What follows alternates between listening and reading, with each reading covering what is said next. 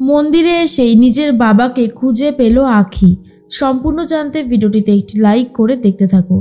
গল্পের শুরুতেই দেখা যায় ঝিলিককে দেখতে আসবে পাত্রপক্ষ, আর সেটা কোনোভাবেই হতে দেবে না বলে ঠিক করেছে দেবা। তাই জন্যই আজকে বস্তি বন্ধ করে রেখে দিয়েছে, কাউকে ঢুকতেও দেবে না আর কাউকে বেরোতেও দেবে না। এর মধ্যেই পাত্রপক্ষ চলে এসেছে আর বলে আমরা ঝিলিকদের বাড়িতে যেতে চাই। তখনই পল্টু বলে আজ তো বস্তি বন্ধ, আজ এখান থেকে কাউকেই ভেতরে যেতে দেওয়া যাবে না। তখনই পাত্রের বাবা বলে আরে আমরা বেশি সময় নেব না, 10টা মিনিট সময় নেব, আমাদেরকে প্লিজ ভেতরে ঢুকতে দিন। দেবা তখন বলে বলতাম তো হবে না।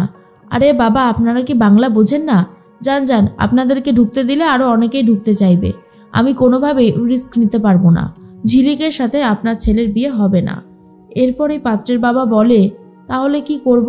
এরপর পাত্র বলে আমি আর এই বাড়িতে কখনোই আসবো না, আর এদের মেয়েকেও বিয়ে করব না, এখান থেকে চলো বাবা।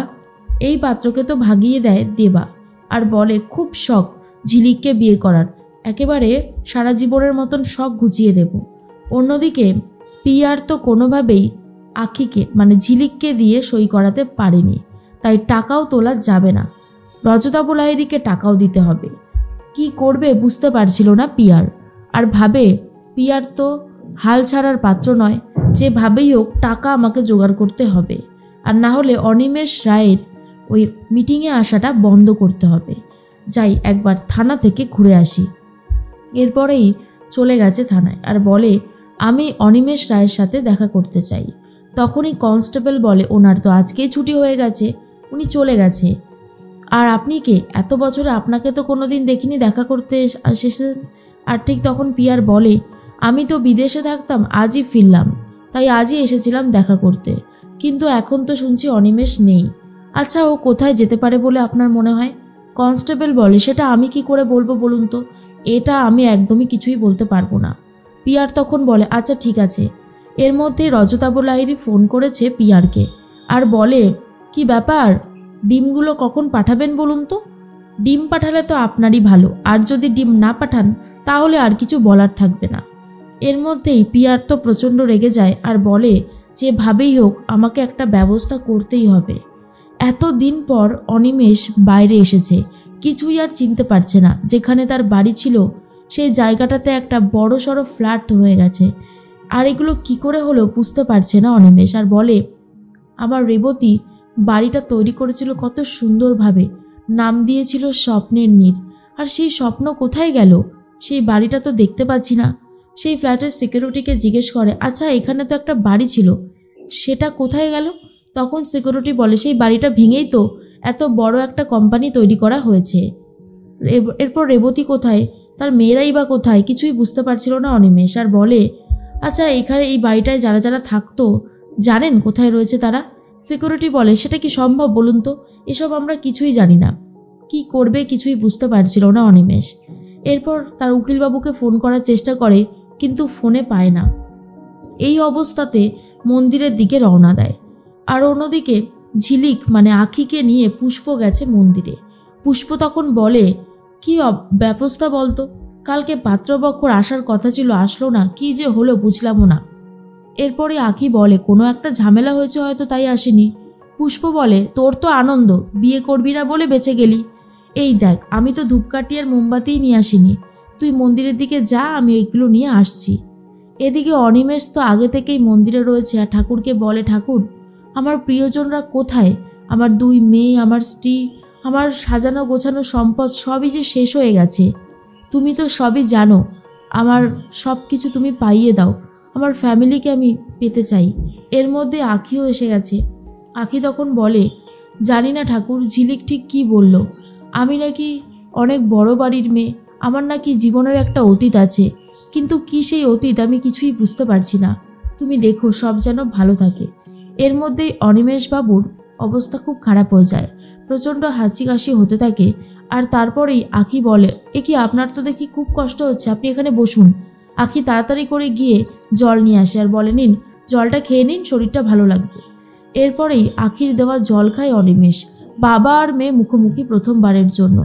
তখনই অনিমেষ বলে তুমি তো খুব ভালো মা, তোমার নাম কি? আঁখি তো নিজের নামটাই বলতে গেছিল আঁখি। কিন্তু বলে যে না, আমার নাম ঝিলিক। আসলে আখি ভাবে এখন তো তার নাম ঝিলিক, তাই ঝিলিকটাই বলতে হবে।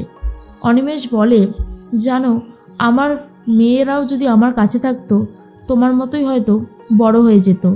এরপর আখি বলে, আমার বাবাকেও তো আমি খুঁজে পাই না, কে যে আমার আপনজন কে যে আমার আপনজন নয় বুঝতে পারি না। অনিমেষ বলে, তুমি খুব ভালো মেয়ে, তোমার ভালো হোক।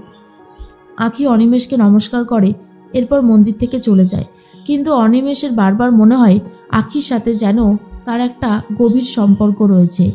এদিকে গৌরব কাজ করছিল, চলে এসেছে ঝিলিক আর বলে, নিন আপনার কফি।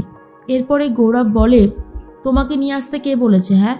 ঝিলিক তখন বলে, ও মা, আমি তো আপনার স্ত্রী হই। সবার সামনে ঠিক কি সুন্দর বললেন, আর থ্যাংক ইউ। এরপরে গৌরব বলে, কিসের জন্য থ্যাংক ইউ? ঝিলিক বলে, আপনি যে এভাবে সবার সামনে আমাকে স্ত্রী স্ত্রী বলছেন, তারপর আপনার বাবার বিরুদ্ধে লড়াই করছেন, এর থেকে বড় আর কী বা হতে পারে, তাই না? তখনই গৌরব বলে, শোনো, বেশি বাড়াবাড়ি করো না, ঠিক আছে? অনেক বেশি বাড়াবাড়ি করেছো। আর কি এই শাড়িটা তুমি কি করে পরলে? আর তখনই ঝিলিক মনে মনে ভাবে, এই রে, এবার ধরা না পড়ে যাই।